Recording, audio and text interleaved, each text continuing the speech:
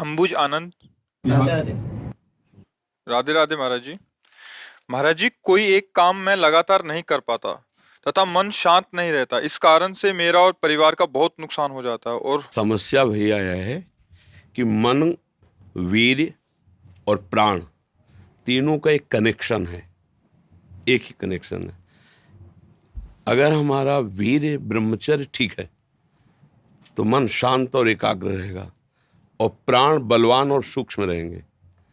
अगर वीर्य कमजोर हो गया तो मन चंचल, अशांत और प्राण स्थूल और बलहीन हो जाएंगे।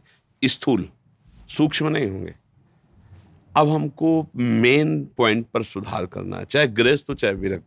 गृहस्थ के लिए भी एक संयम से बर्ताव करने के लिए कहा गया है, और अगर जब तक ब्याह नहीं हुआ तब तक तो और संयम से रहना ही चाहिए। अगर हम लोग वीर्य का महत्व समझने लगे, ब्रह्मचर्य का, तो हमारा जीवन काफ़ी संकटों से निवृत्त हो सकता है। अध्यात्म शक्ति वीर्य से ही प्रकट होती है।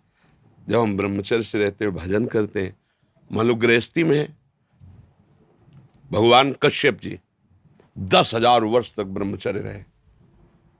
फिर उन्होंने माता विनता के गर्भ में, जानते हो कौन पैदा हो? भगवान गरुड़ जी पैदा हुए। कितने बलशाली, भगवान के वाहन, पूरे विश्व ब्रह्मांड को अपने एक पंखे में रख के उड़ सकते हैं।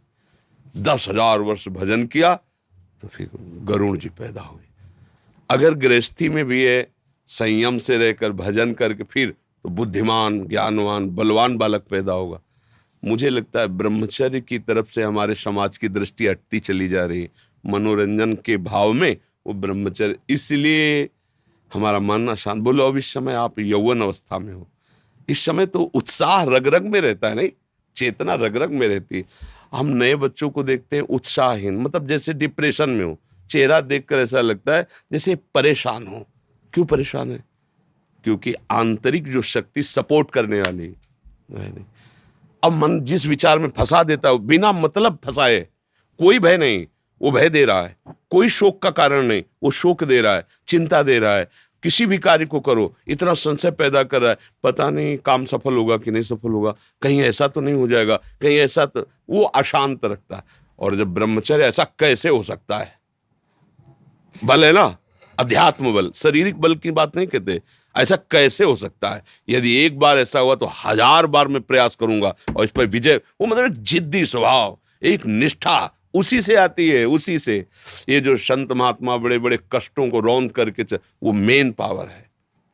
और हम लोग उससे, प्राण हमारे स्थूल हो गए, वासनात्मक, मन हमारा चंचल अशांत हो गया। क्यों? क्योंकि हमारा ब्रह्मचर्य ठीक नहीं है। अब उस पर किसी की दृष्टि नहीं जाती। अब ब्रह्मचर्य कैसे ठीक हो? हमारा संग ठीक नहीं, हमारा भोजन ठीक नहीं, हमारा दृश्य ठीक नहीं, हमारा श्रवण ठीक नहीं, गंदी बातें देखें, गंदी बातें सुने, गंदा विचार आए, गंदी क्रियाएं करें, फिर ब्रह्मचर्य कैसे रहा जा सकता है? अगर सुधार करो तो अभी बहुत बढ़िया समय है, कोई ज़्यादा अवस्था तो हो नहीं गई। ब्रह्मचर्य का सुधार करो। हम सबसे कहते हैं व्यायाम करो। बिना शरीर को थकाए ब्रह्मचर्य को पचाया नहीं जा सकता। जैसे दंड बैठक, दौड़ भाग, व्यायाम किया, फिर आप भले गृहस्थ हो, फिर दिन भर कार्य करते रहो। 30 मिनट तो पूरे शरीर को ऐसा व्यायाम में रखो पसीना पसीना हो जाए। अब 8-10 बजे तक सो रहे हैं तो व्यायाम कब करें? 4 बजे उठ के नहा धो करके घंटा आध घंटा दंड बैठक मारे तो आप देखो आपका जीवन प्रकाशित होने लगे। ये नहीं कहते कि बाबा जीवन, गृहस्थी में भी, गृहस्थी जीवन कोई साधारण इतना बड़ा बोझा लाद के चलना है परिवार का। शरीर स्वस्थ नहीं, विचार ठीक नहीं तो क्या है? अभी कुछ दिनों ऐसे अगर आचरण ढीले रहे तो शरीर ऐसे भयानक कमजोरी से युक्त हो जाएगा कि आपको सब कहेंगे प्रमादी, ये पड़ा रहता है, कुछ करता नहीं। इसलिए संभल जाओ। ब्रह्मचर्य ही परम तप है, ब्रह्मचर्य ही परम धन है, ब्रह्मचर्य परम एकाग्रता है। एकाग्रता ब्रह्मचर्य से आती है। आंख मूंदो या खुली रखो, अगर ब्रह्मचर्य ठीक, एक शीतलता, एक गंभीरता, और जिधर दृष्टि लगा उधर एकदम चिपक जाएगी जाके। जैसे भजन में, नाम में, एक, या आप संसारिक कार्य में बहुत अच्छा कार्य करोगे। अगर आपका ब्रह्मचर्य ठीक ना तो जिधर बहुत अच्छा कार्य करोगे। अब शरीर में दम ही नहीं है, यंत्र का जमाना हो गया है। पहले खेती जोतते थे ना किसान, एक फार वाला होता था और पूरे खेत को उसी से जोतला है, बलवान होते थे। 2 लीटर मठा और 8 रोटी पाए, बैल की जैसी ताकत। अगर बैल को नाथ पकड़ के रोक ले तो वो वहीं खड़ा हो जाए। और आज अब ट्रैक्टर से जोती है, कोई मेहनत तो लगनी नहीं है।